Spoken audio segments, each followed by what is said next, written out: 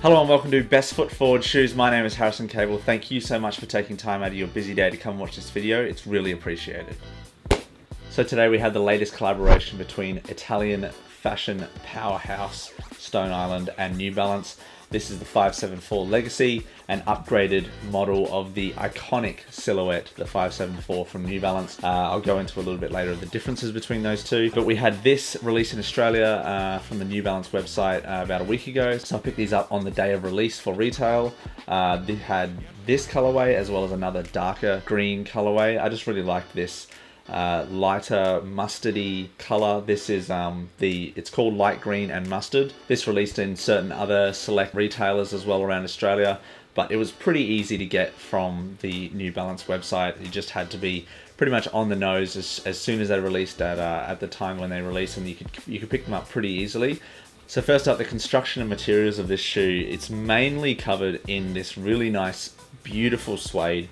Pretty much covering the entire shoe, except for towards the toe and around the heel. You've got this ripstop nylon material, which is just classic Stone Island. It feels so industrial, so militaristic. It has such a cool design, and I really enjoy the aesthetic of these shoes with kind of cargo pants or some sort of dark military camo pant. Also on this shoe we have some translucent rubber or TPU just on the side here. You've got Stone Island product research embossed onto the back of the shoe right next to the heel. This 574 Legacy has a really nice thick heel counter. That's one of kind of the defining features of this shoe compared to the regular 574. When you think of New Balance, you really do think of this model, and Stone Island has kept the design language really true to what the model is, but it's put its own little flair on it. You've obviously got the Stone Island patch, which is exactly what you think of when you think of Stone Island. That's pretty much their nautical logo is their trademark, their signature. The New Balance logo on the side here is a really nice kind of rubber that's been sewn onto the shoe. You've got some grey running around on the heel counter here, on the back, right next to the heel with the New Balance embossed logo. You've also got the Stone Island logo on the insole of the shoe, and then a little bit of hits of grey around the toe box here.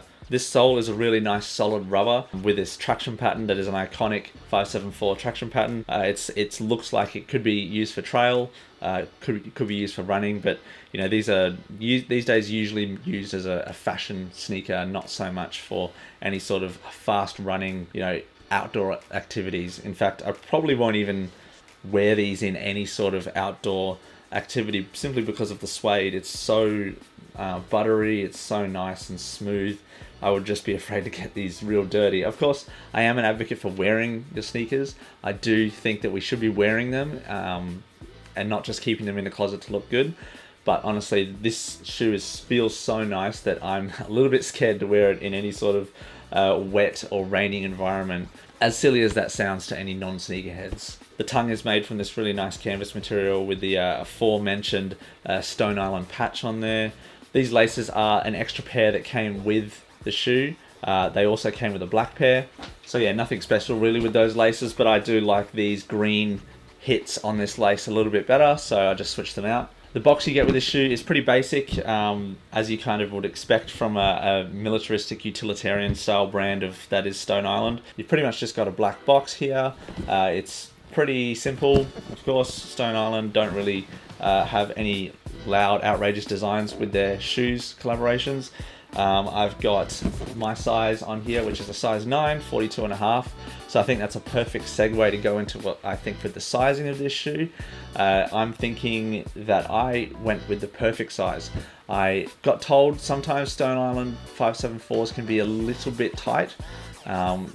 They do fit a little snug, but I was very happy with what I got, and I think with wearing them over time they'll wear out just a little bit more, give me a little bit more room, but I'm not feeling any sort of discomfort by going with your true to size. So overall I'm very happy with this shoe. It's a great one to add to the collection. I've only got one other Stone Island New Balance, which is the 991 V2, which I might do a review on one day because it is one of my favourite shoes.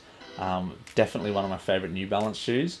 And now you've got the kind of opposite in tone with the 574. You've got the really dark green and black You've also got the kind of light green and mustard right here. Out of these two, I would still say the 991's my favorite, but this one I still have to wear a little bit, but I think that this is one of the best looking shoes that I've got in my collection, and I'm really happy to have these.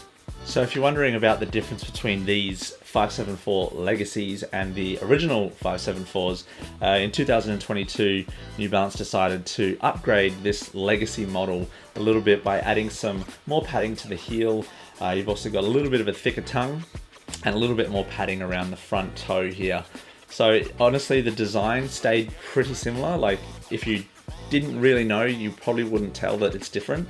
But on feet, you can definitely feel the difference between the 574 Legacy and the regular 574. So let me know, out of the two colorways that they released last week, which ones did you think was better, this one or the dark green? Which one did you pick up? Thank you so much for everyone who subscribed, liked the video. Thank you for watching, and we'll see you next time.